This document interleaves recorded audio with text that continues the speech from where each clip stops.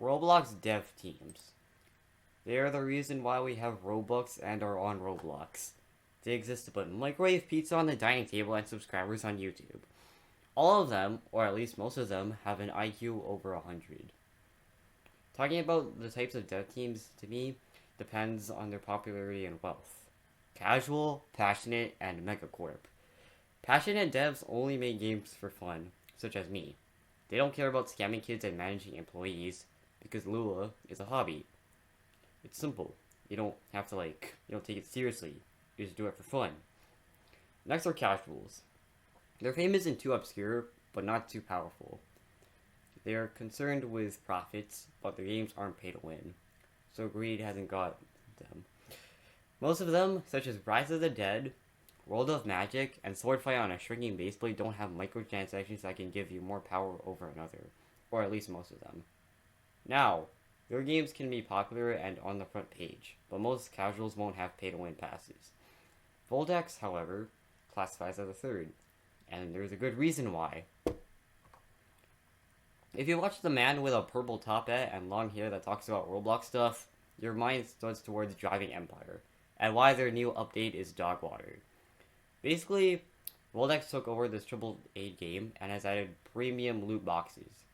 Driving fans didn't like having cases, so they tried to overpull Voldex. But what's more concerning to a yellow potion is how a car can fit in a loot box. It's too small. A car is this whole place, and a case is my size. So basically, a crate is 6 times smaller. How is a car gonna fit in there? Some techno magic, maybe a dark matter ray gun from I don't know, freaking big paintball. Maybe it's a Mad City phone that has someone else's vehicle on it, on the vehicles option. Oh wait, not so premium if you're buying used things. After assassinating a Praxis general for a contract hit list, I finally got a car crate. I hope I win a tank.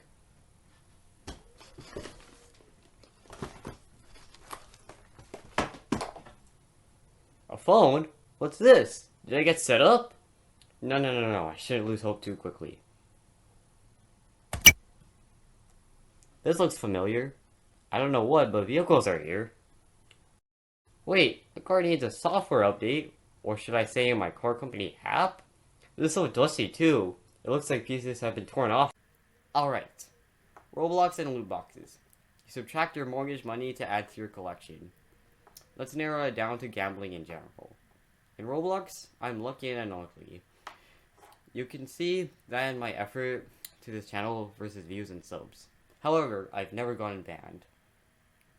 Or at least, permanently banned. Getting something from luck is okay with me, but in Roblox that's different. One game where luck equals skill is Pet Casino. You raise your pet, waste time, taking it around, just have all your cash eaten by this eccentric NPC.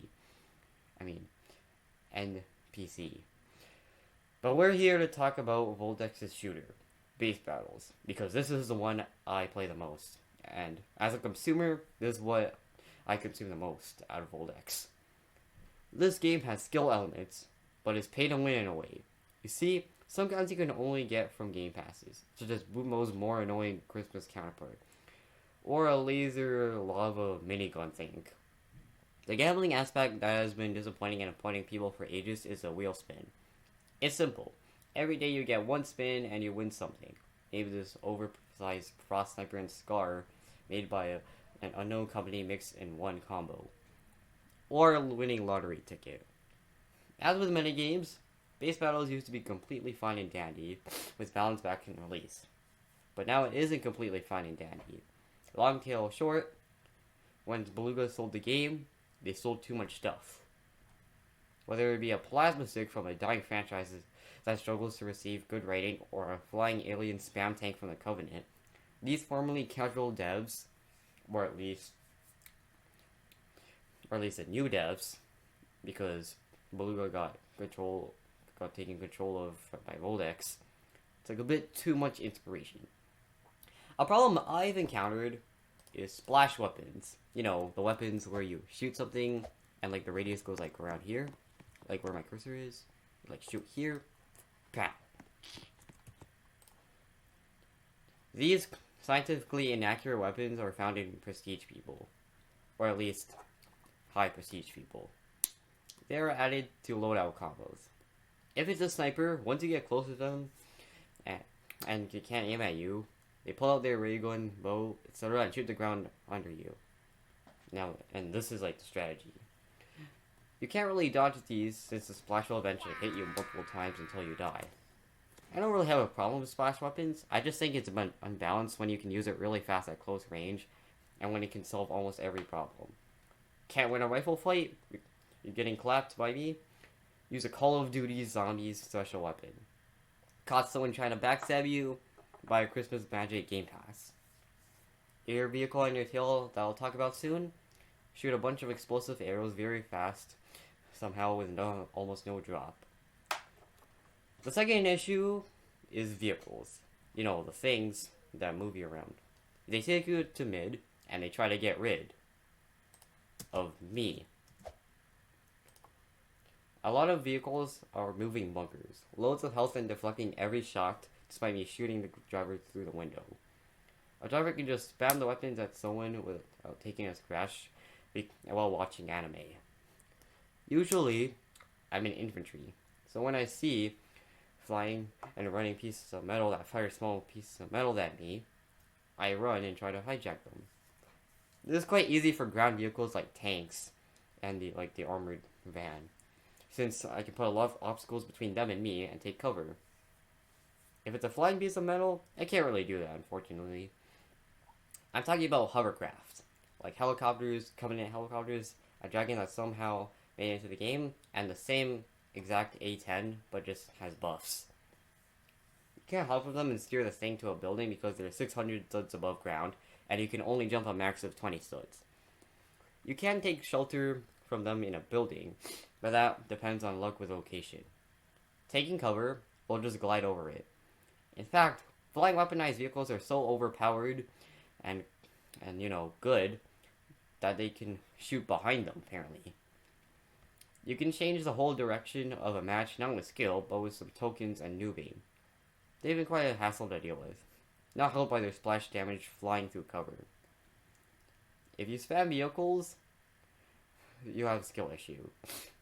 And if you don't believe me, just check out my sniping and base battles video. I'll link it down in the description.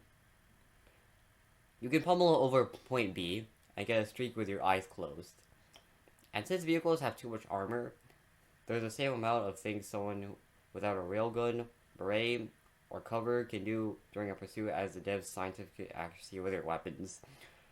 Just imagine a kid power tripping because he's rich and isn't limited by fake windows and realistic visibility, missile usage, etc.